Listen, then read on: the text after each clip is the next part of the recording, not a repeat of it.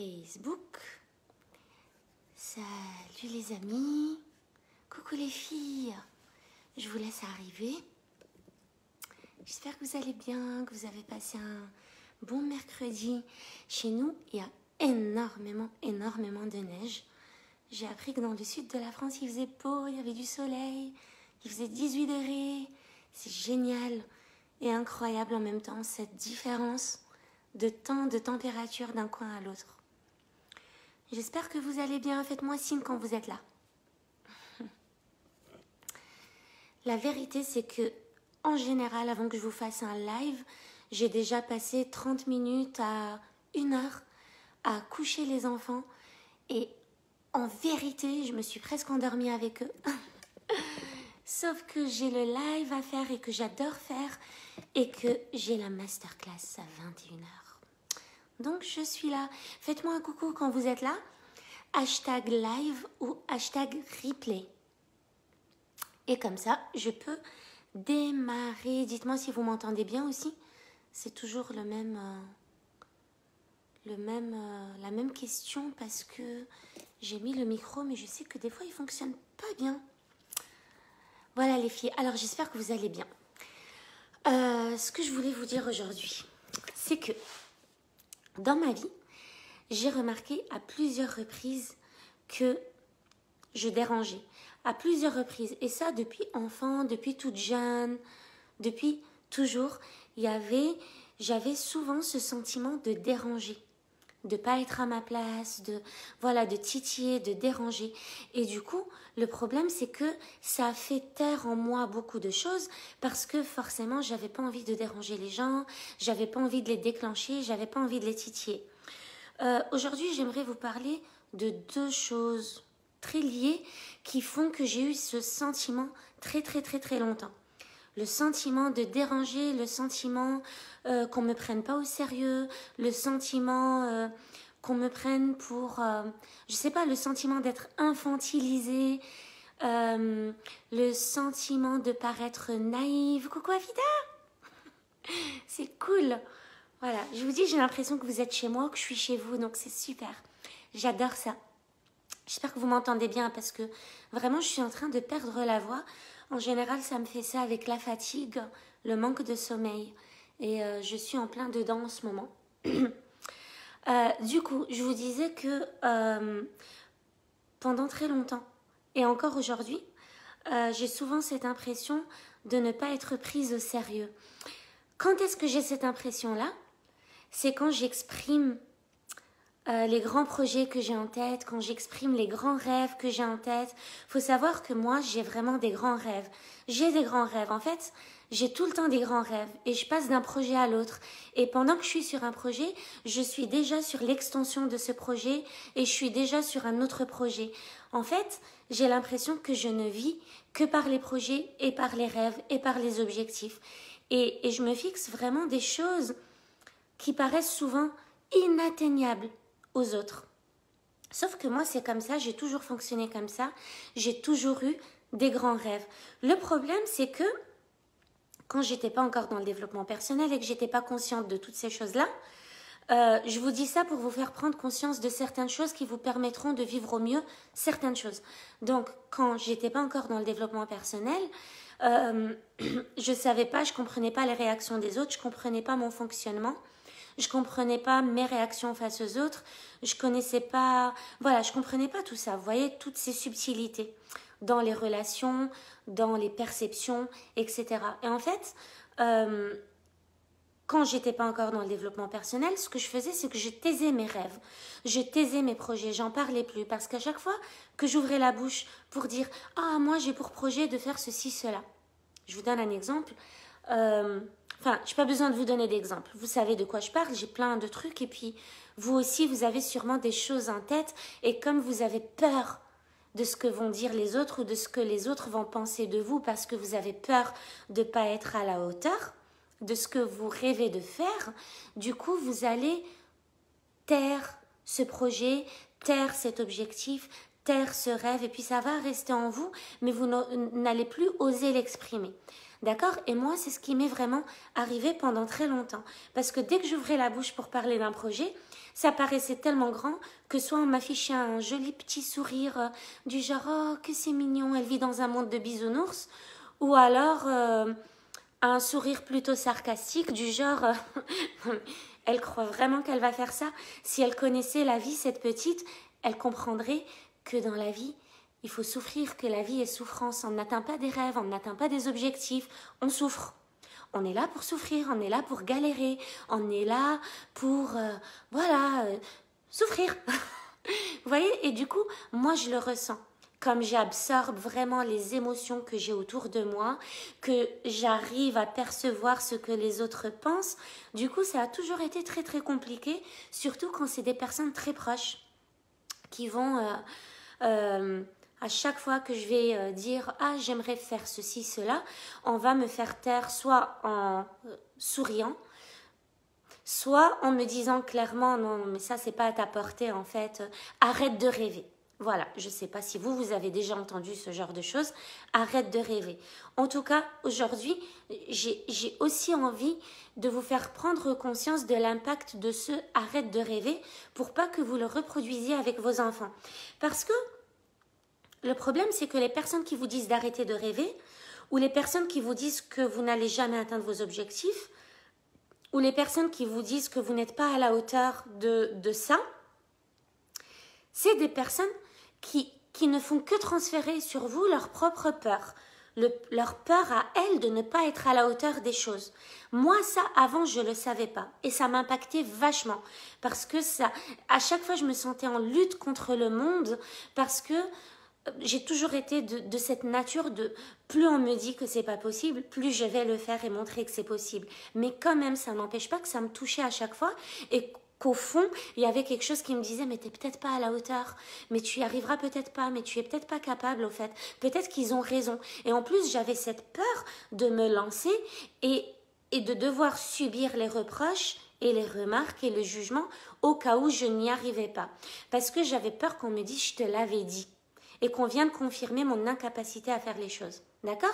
Donc, moi, ce que j'ai envie de vous dire, c'est que si vous avez un rêve, foncez. Si vous avez un objectif, foncez. Si vous avez un projet, foncez. Pourquoi? Parce que tout ce qu'on m'a dit que je n'étais pas capable de le faire dans ma vie, je l'ai fait. Tout. 100% des choses qu'on m'a dit que j'allais pas les faire, ou que j'allais pas réussir, ou que c'était trop difficile, ou que dans ce monde c'était pas possible, ou que personne n'allait me suivre dans mon délire, etc. Tout ça, tout ce qu'on m'a dit que j'étais pas capable de le faire, je l'ai fait. Coucou Christelle, salut Amina, bienvenue. Vous voyez? Et je vous dis pas ça pour vous dire, moi j'ai fait des choses et j'ai réussi et je m'en fous et je suis allée à contre-courant, etc. Je vous dis ça vraiment pour que vous compreniez que tout est possible, que c'est possible pour vous, que il n'y a rien qui prouve que vos projets sont impossibles, il n'y a rien qui prouve que vos projets sont irréalisables. Tant qu'il n'y a pas de preuve que c'est impossible, pourquoi croire que c'est impossible? Et pourquoi écoutez ceux qui vous disent que c'est impossible alors qu'ils ne sont en train de projeter sur vous que leur propre perception des choses et que leur propre peur de ne pas être à la hauteur. Donc, vraiment, à chaque fois qu'on m'a dit que c'était pas possible, je l'ai fait. D'ailleurs, à chaque fois que je me suis détachée du monde extérieur quand j'avais un projet, juste pour pas qu'on me dise que c'est pas possible et qu'on me freine dans mon élan, je l'ai fait. À chaque fois. Et vous connaissez bien la citation de Mark Twain qui dit « Ils ne savaient pas que c'était impossible, alors ils l'ont fait ». Tant que vous ne savez pas que les choses sont impossibles, vous allez les faire. Mais tant qu'il y aura quelqu'un, c'est pour ça que je vous parle de votre environnement, entourez-vous de personnes porteuses et qui vous tirent vers le haut. Parce que il y aura toujours quelqu'un pour vous dire que quelque chose est impossible. Sauf que c'est peut-être impossible pour lui ou elle, mais c'est pas impossible pour vous. Vous n'êtes pas cette personne-là. Chacun vient avec sa perception du monde, avec ses croyances, avec ses blocages, ses blessures, ses freins. Tout ça, tout ça, tout ça. Mais c'est pas vous. Quand on vous dit que vous ne pouvez pas faire les choses, on projette sur vous les peurs, Cette personne projette sur vous ses propres peurs. Donc ne vous laissez jamais freiner par ça. Rappelez-vous l'histoire de Thomas Edison. Je l'ai sur ma chaîne YouTube. Si vous voulez, je vous la répète très très vite, juste pour vous montrer à quel point c'est impactant, c'est impossible. Parce que donc Thomas Edison, quand il était enfant, il était à l'école et puis un jour, son professeur lui a remis une lettre qui lui a dit de remettre à sa mère. Thomas Edison entre à la maison et puis il transmet la lettre à sa mère. Il lui demande qu'est-ce qu'il y a écrit dedans. Sa mère lui dit, il y a écrit qu'en fait, tu es quelqu'un de tellement intelligent, de tellement puissant, qui est tellement en avance, qui a tellement de connaissances que les professeurs ne sont plus capables de te suivre en fait, qui sont plus capables de t'offrir tout ce dont tu as besoin parce que tu as cette soif de curiosité, tu travailles, tu as cette curiosité, cette facilité à travailler et l'école n'a pas des professeurs à la hauteur de tes capacités. Du coup, ils ne veulent plus te scolariser parce qu'ils ne sont pas à la hauteur de ton intelligence et de tes capacités. Du coup, c'est resté comme ça c'était la lettre, sa maman l'a déscolarisée, elle était enseignante elle-même. À ce moment-là, Thomas Edison, dès son plus jeune âge, hein, vous savez, il avait déjà un petit labo de chimie au sous-sol de chez lui, il faisait ses petites réactions chimiques, il a inventé pas mal de choses et il a grandi. Il a inventé, vous savez, hein, l'ampoule, le télégraphe, le phonographe, bref, tout ça. Et quand sa mère est décédée, donc quand il était bien plus âgé, un jour, il est allé chercher dans les affaires de sa mère et il a trouvé une jolie boîte qui contenait plein de petits trésors comme ça. Et puis parmi les objets qui étaient contenus dans la boîte, il y avait cette lettre que le professeur avait remise à sa mère. Du coup, il l'a ouverte. Il l'a lue. Et qu'est-ce qu'elle disait, la lettre? Thomas Edison est un cancre, il est stupide, il a une déficience mentale, nous ne pouvons plus l'accueillir dans notre établissement. Imaginez le choc qu'il a eu en lisant cette lettre. Il a rajouté dans son journal, Thomas Edison était un cancre, mais grâce à une maman héroïque, il est devenu le génie du siècle. Vous connaissez Thomas Edison et il n'y a pas que son histoire, il y a l'histoire de plein de personnes dans ce monde et pas forcément des personnes connues, pas forcément des personnes desquelles on parle tous les jours, mais c'est exactement ça. Comme Thomas Edison n'a jamais eu cette mauvaise graine dans sa tête qui lui dit que c'est pas possible, que c'est un cancre, qu'il a une déficience mentale, qu'il est nul, etc., eh ben, il ne savait pas que c'était impossible. Et il l'a fait. Il est devenu le génie du siècle. Et encore plus grâce à sa maman qui a su protéger ça. Qui a vraiment été héroïque à mon sens parce que vraiment elle a su protéger ça. Donc le renforcement positif est toujours vous dire à vous et dire à vos enfants que tout est possible. Tout est possible. N'éteignez jamais un rêve. Et moi je vous dis que je me suis souvent éteinte. Vous savez, j'ai souvent éteint mon excitation parce que c'est pas bien de paraître excité, surtout quand on est adulte. Attention, faut rester posé, faut se taire, faut paraître sérieux. Et quand on est marié, qu'on a des enfants et tout, faut faire attention à comment on se comporte, comment ci, comment ça. Vous voyez, on nous a... La société fait que on tait certaines choses en nous alors que c'est ces choses-là qui sont vivantes en nous et qui nous font vivre et qui nous font avancer et qui nous font nous lever le matin justement. Donc sachez qu'il y aura toujours quelqu'un pour taire vos rêves. Et vos rêves sont vos rêves parce que il y a des valeurs cachées derrière. Si moi aujourd'hui je vous dis j'ai plein de rêves, un de mes rêves c'est d'écrire un livre. J'ai toujours été nulle en toutes les matières littéraires qui existaient dans ma scolarité. Donc je vais écrire ce livre. Pourquoi je vais écrire ce livre? Je vais écrire ce livre et je vais le publier. Je ne sais pas quand, je ne sais pas comment, mais je sais que je vais le faire. J'en suis convaincue. Je sais que je vais le faire. Et j'ai ce rêve-là depuis qu'on me dit que je suis nulle en français, que les matières littéraires ne sont pas faites pour moi. Et c'est ok, j'y ai cru, c'est pour ça que j'ai été plutôt scientifique. Mais je vais écrire ce livre. Pourquoi? Parce que j'ai envie de prouver au monde que c'est possible pour tout le monde. Que si moi j'écris un livre, c'est que c'est possible pour tout le monde. Et qu'est-ce qui m'inspire à écrire ce livre? C'est des personnes comme moi, à qui on a dit que c'était pas possible. Et il n'y a pas que écrire un livre. Vous savez, il y a plein d'autres choses. Plein d'autres choses. Quel que soit votre rêve, allez jusqu'au bout de ce rêve. Salut Cécile. Oh. Moi, je te parais calme. C'est un grand compliment. Ben merci, parce que franchement, il y a toujours de l'énergie. Je suis pas calme, là, je pourrais... il y a beaucoup d'énergie dans ce que je dis parce que je suis vraiment passionnée par ce que je fais et j'ai vraiment envie de transmettre ça.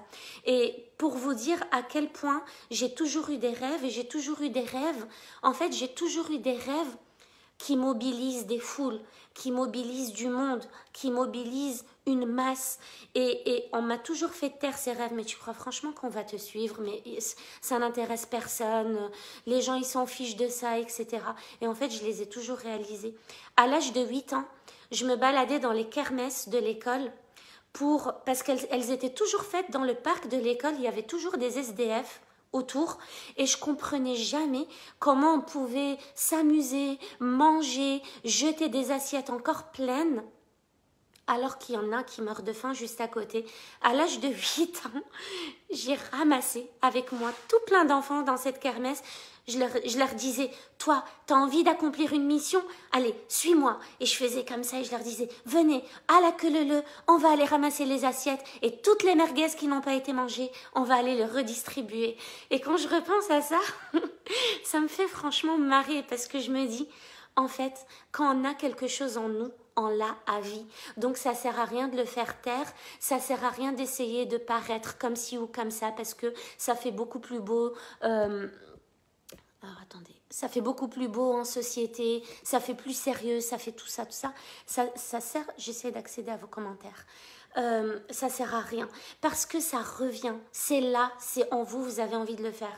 Et aujourd'hui, en tant qu'adulte, même avec 3 enfants, je fais encore les mêmes choses. Aux États-Unis, j'ai mobilisé une foule pour construire un jardin, pour que des personnes puissent avoir accès à des fruits et des légumes et gratuitement, et qu'elles viennent de partout, et on l'a fait, on l'a fait, on l'a fait.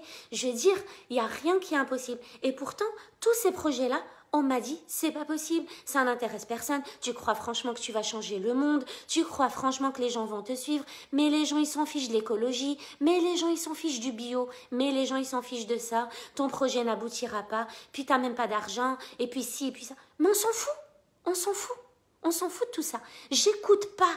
J'écoute pas. J'ai quelque chose qui me tient à cœur. Je connais ma mission. Je sais que c'est pour la bonne cause. Je sais que c'est pour éveiller les consciences. Je sais que ça marche. Et ça marche et je le fais à chaque fois. Donc sachez que vous aurez toujours, toujours, toujours quelqu'un sur votre chemin qui va vous dire que vous ne pourrez pas faire les choses. Et continuez à rêver grand. Ne faites jamais taire ce qu'il y a en vous. Antoine de Saint-Exupéry, dans Le Petit Prince, dit, alors j'ai pas la citation exacte, mais elle est dans mon mémoire, elle est dans le livre. Relisez ce livre avec votre conscience et votre intelligence d'adulte. Ce livre est l'un des meilleurs livres du développement personnel. Il est vraiment génial. Relisez-le. Mais en tout cas, il dit...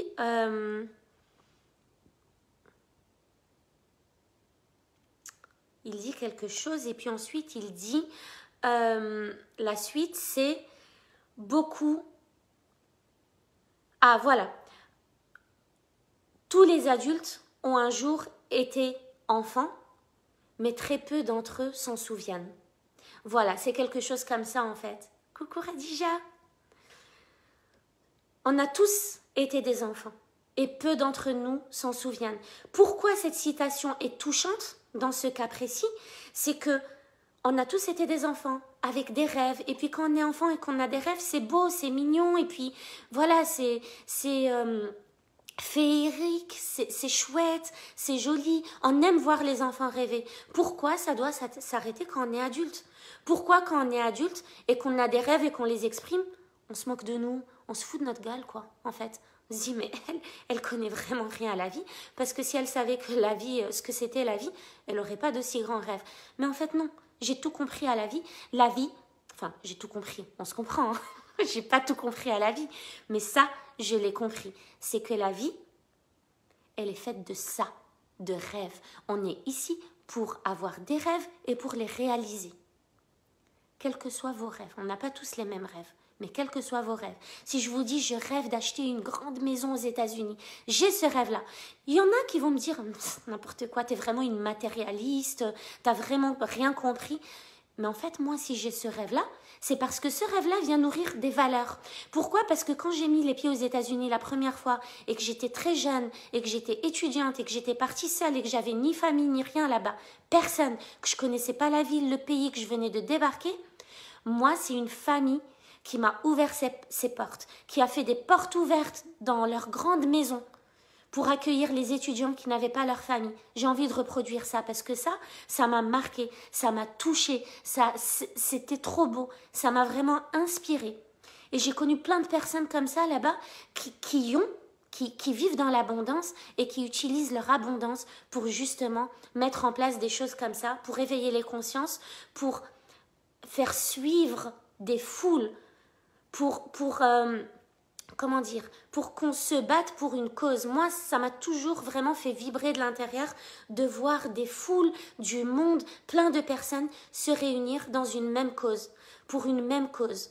Et ça, je trouve ça juste beau, je trouve ça magnifique. Et voir ces portes ouvertes, la personne qui te connaît même pas et qui t'ouvre ses portes juste pour que tu t'intègres, pour que tu rencontres des gens, pour que tu viennes profiter d'un bon moment, pour que tu manges, que tu passes une bonne après-midi, que tu te sentes pas seule, j'ai envie de reproduire ça. Donc oui, j'ai ce rêve d'acheter une maison aux États-Unis pour recevoir et pour faire la même chose, pour, je sais pas, faire des grands repas peut-être de Ramadan, pour faire des grandes réunions interreligieuses, ce genre de choses. Donc, vous pouvez avoir des rêves comme ça qui paraissent matériels, mais derrière, ils viennent toujours nourrir une valeur. Voilà les amis, écoutez, je dois filer. Je vous embrasse très très fort. Merci d'avoir été là. Et puis, je vous dis à demain. Ciao, ciao.